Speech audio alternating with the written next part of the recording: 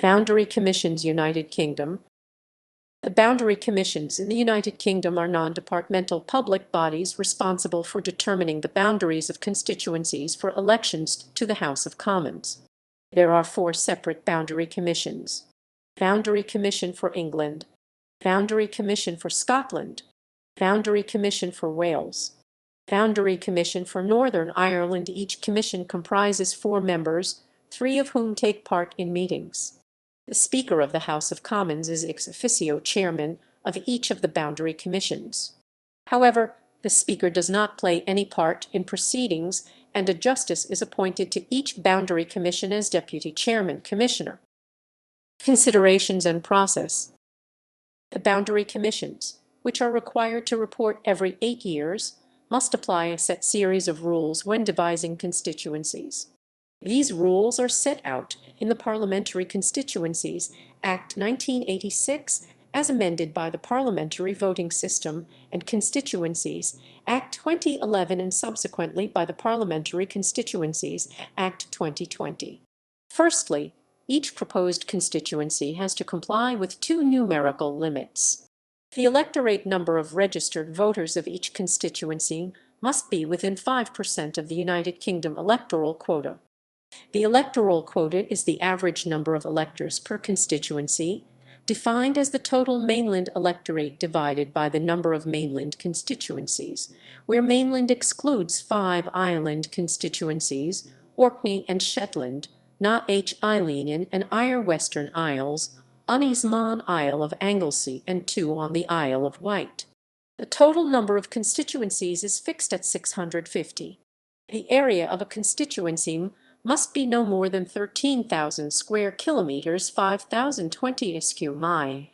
There are a small number of exceptions to the numerical limit on electorate, which are specified in the legislation. The 5 island constituencies are permitted to have a smaller electorate than the usual limit. A constituency with an area of more than 12,000 square kilometers, 4,630 sq mi, may have a smaller electorate than the usual limit, and constituencies in Northern Ireland may be subject to slightly different limits under certain circumstances. Having satisfied the electorate and area requirements, each commission can also take into account a number of other factors. Special geographical considerations including the size, shape and accessibility of a constituency, local government boundaries, boundaries of existing constituencies, local ties which would be broken by changes to constituencies, inconveniences resulting from changes to constituencies. As these factors can to an extent be mutually conflicting, each commission has discretion on how it applies them. In so doing, each commission aims for a consistent approach within a review. When a commission publishes its proposals for public consultation, the consultation periods are specified in the legislation. An 8-week initial written consultation period following the publication of initial proposals, a 6-week secondary consultation period allowing scrutiny of all comments submitted during the initial consultation, and including a number of public hearings which offer an opportunity to give views orally, a 4-week consultation period following publication of revised proposals.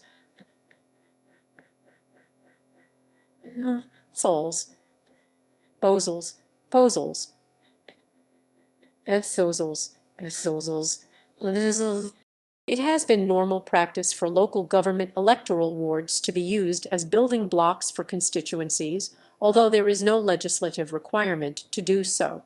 In some metropolitan boroughs in England and in Scotland, following the introduction of multi-member wards in 2007, it is often difficult to do so due to the large electorates in these wards, and therefore a collection of complete wards may not give an electorate that is within the required electoral range.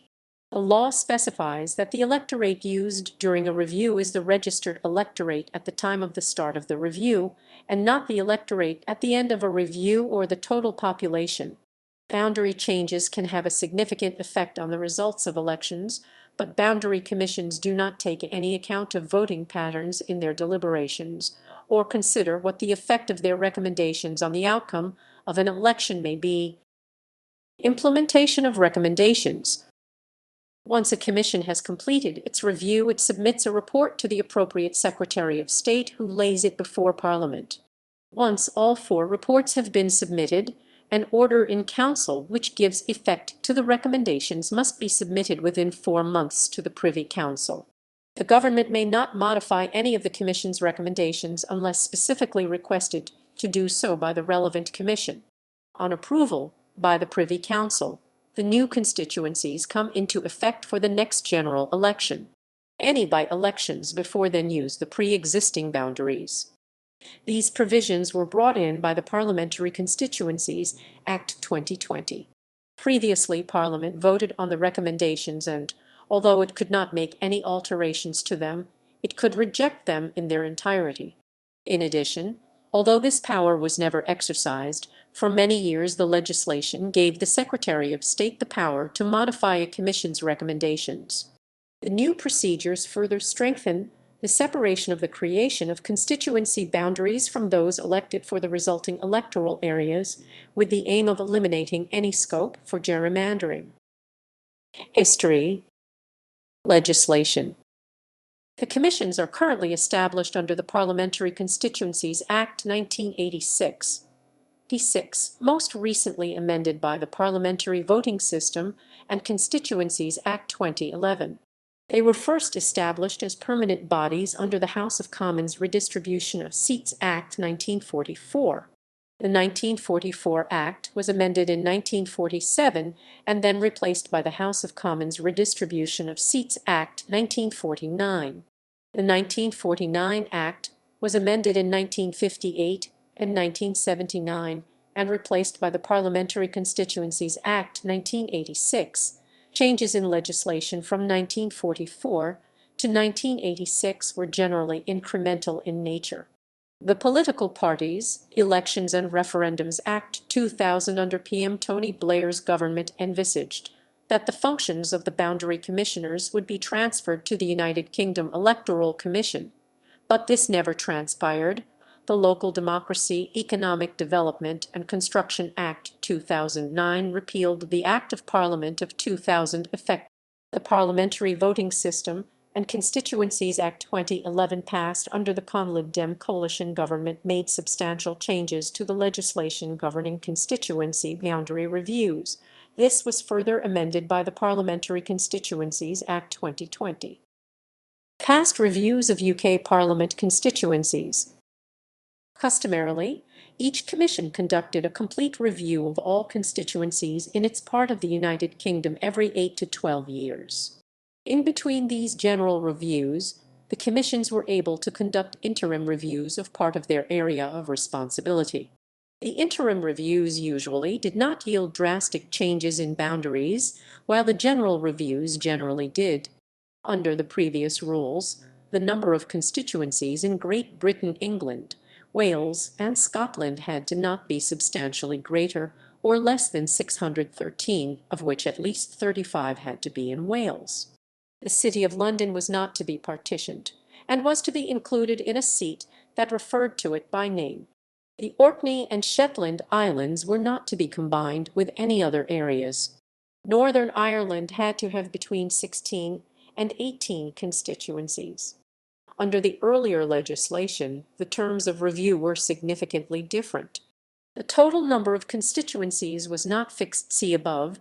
The size of the electorates was just one of several rules, rather than being subject to a numerical limit which overrides other factors.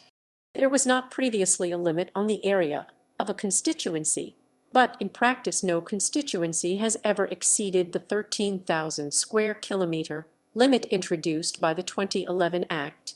The consultation mechanism was significantly different. Consultation periods only lasted 4 weeks and could be followed by local inquiries. Reviews were only carried out every 8 to 12 years instead of every 5 years. The most recent general review, known as the Fifth Periodic Review, was given effect in Wales by an order made in 2006, in England by an order from 2007, and in Northern Ireland by an order from 2008, with the new boundaries used for the May 2010 general election. The most recent general review in Scotland was given effect in 2005, and the resulting constituencies were used in the May 2005 general election. There are currently 533 constituencies in England. Sixth Periodic Review. The Sixth Periodic Review of Westminster Constituencies was launched on 4 March 2011 by the Boundary Commission for England, the Boundary Commission for Scotland, the Boundary Commission for Wales, and the Boundary Commission for Northern Ireland. The sixth review would have resulted in 600 constituencies for the United Kingdom Parliament, a reduction from the 650 constituencies in existence at the 2010 general election. In January 2013, parliamentary opposition to proposed legislative amendments because of a lack of coalition government consensus resulted in the review being suspended. Following the Conservative victory at the 2015 general election, the review was recommenced in 2016 and final recommendations were submitted by the four commissions in September 2018 and laid before Parliament. However, the revised proposals were never brought forward by the government for approval, and further to the passing of the Parliamentary Constituencies Act 2020, the sixth review was formally abandoned. Current review. Following the passing of the 2020 Act, which reinstated the number of constituencies to 650, a new review known as the 2023 Review was launched by the four commissions on 5 January 2021. They are due to issue their final reports by 1 July 2023. Under the rules governing the number of constituencies in each nation, England will have 543 constituencies plus 10, Wales 32 minus 8, Scotland 57 minus 2, and Northern Ireland 18 unchanged. Relationship with local government, devolved parliaments and assemblies. The scope of the Boundary Commission's work is limited to areas for election to the UK House of Commons. Local authority areas and electoral areas are reviewed by the separate, but similarly named, Local Government Boundary Commission for England, Local Government Boundary Commission for Scotland, Local Government Boundary Commission for Northern Ireland, Local Democracy and Boundary Commission for Wales. Changes to parliamentary boundaries do not themselves impact on which local councils are responsible for any area. Scottish Parliament. The procedure for reviews of constituencies and regions for the Scottish Parliament is set down by the Scotland Act 1998. That Act specifies that there are 73 constituencies for the Scottish Parliament, the Orkney Islands, the Shetland Islands, and 71 others.